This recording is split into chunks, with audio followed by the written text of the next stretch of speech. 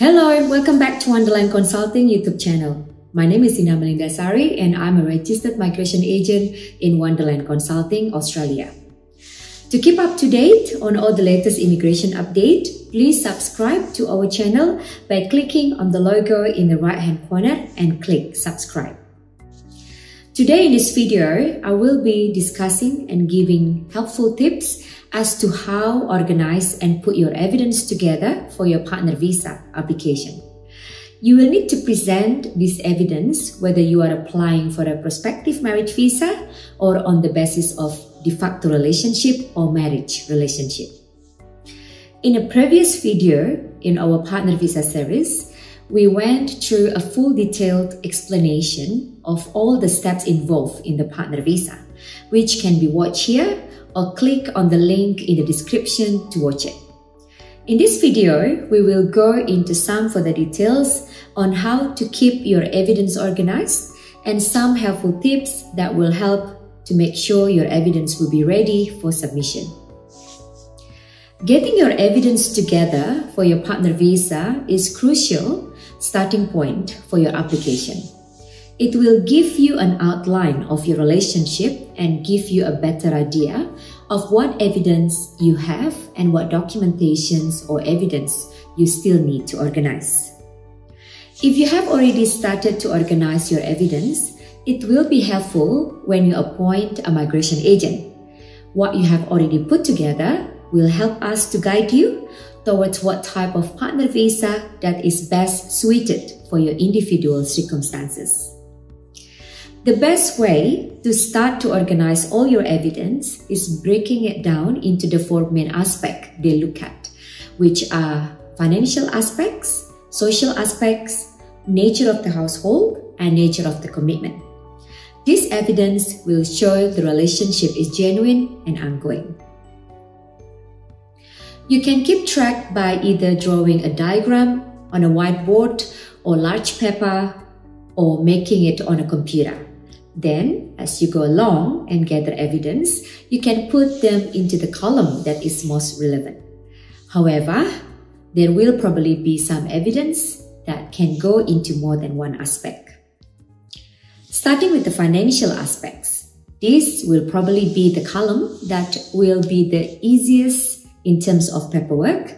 What you will include will be the things like a deed or ownership of a house with both names on it, or a lease agreement.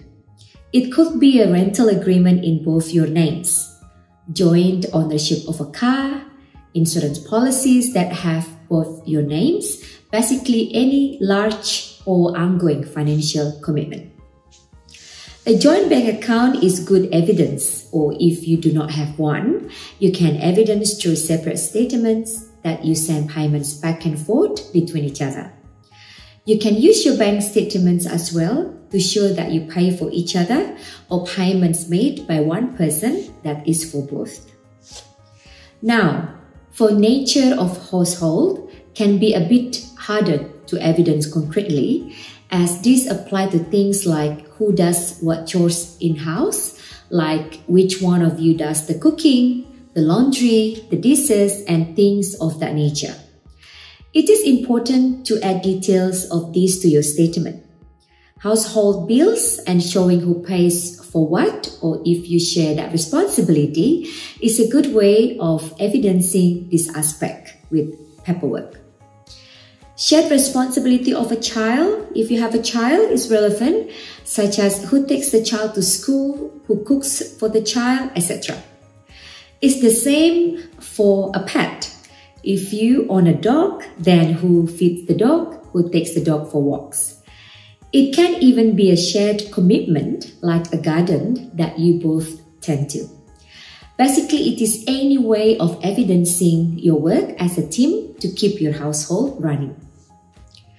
The social aspect will mostly likely to be the easiest of the four aspects to prove. This can be evidenced by friends and family and their knowledge of you as a couple. This is where your social media will come in handy.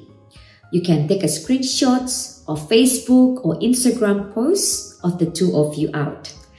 It isn't a requirement but you can show you are Facebook official with a relationship status.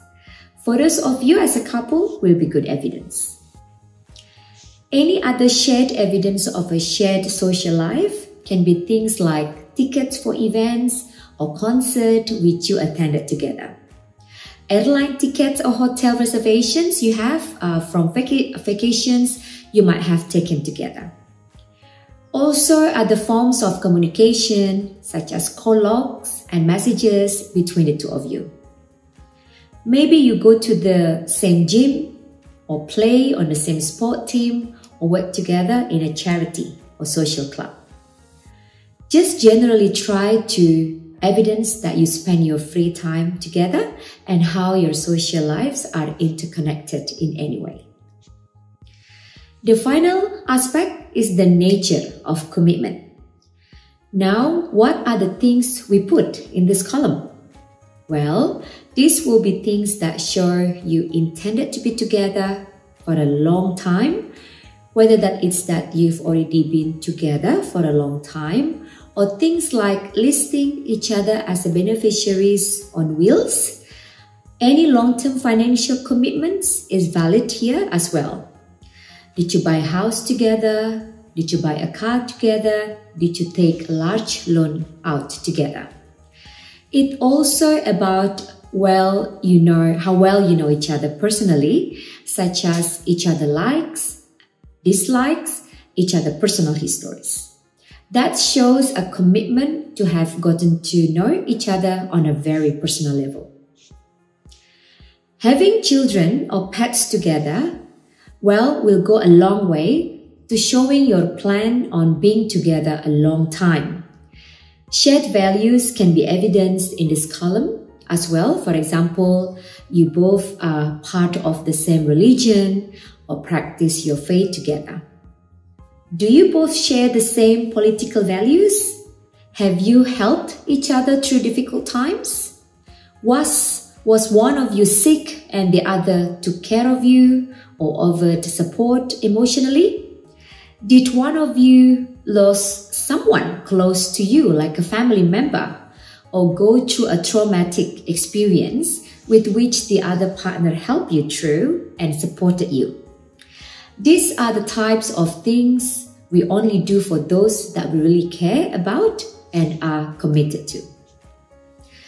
I know that a lot of the information might be very private or personal, but just know that it will not be shared or be accessible to the public. Although it will be looked over by the case officer, just remind yourself that even though you may feel uncomfortable disclosing certain things, it is to secure the future of you and your partner together in Australia. And it is for the good of you as a couple, so be open and honest with your evidence. The more evidence, the better. There might be things you might not even think of or think are not important that somehow connect you and your partner, but it will be relevant in some way. The sheer amount of evidence you can collect as well is why it's important to keep some sort of record, whether it's in a notebook, a whiteboard, or on your computer. Just putting your evidence down and categorizing into one of these 4 aspects will make things so much easier for you in the long run. It is very important to keep in mind that whether you are on a prospective marriage visa or wish to switch to a marriage visa or are still in the first stage of a 2-stage partner visa, we cover this in full detail in another video. You can find the link in the description that you will need to continue to show evidence of your relationship at a later date. So even if you have already been granted a prospective marriage visa or stage 1 partner visa, it is very important that you continue to gather and categorize your evidence in this way. We understand that depending on what country you and your partner might be from, and depending on social, political, and religious reason, you might have not been able to make your relationship public. Whether you are an LGBTQ couple or come from different faiths or had a child out of wedlock. This might clash with social, political, or religious values in one of your countries or communities, and as a result, you had to keep things secret. This will be taken into consideration by immigration, and as long as you fully explain this in detail and evidence in some way that you are a genuine couple and communicating and committed in some way, they will still be considering you for a visa. Well, today we have gone through the best ways to collect and organize your evidence, which you can refer to our other video in this series about how to write a convincing statement to go along with your evidence, which you can watch here or click on the link in the description. I hope you found this information helpful. If you have any more questions about the partner visa or the process, ONEderland Consulting is here to help you with any questions you may have. We specialize in complex visa cases. We are regulated in our professional practice and bound by the profession's code of conduct issued by the Migration Agents Registration Authority. Take the first step and get in contact with us. We are experienced, trustworthy, and we seek to deliver results, and most importantly, we are here to help you. Thank you for watching. Subscribe to our channel or visit our website for the latest news and helpful information.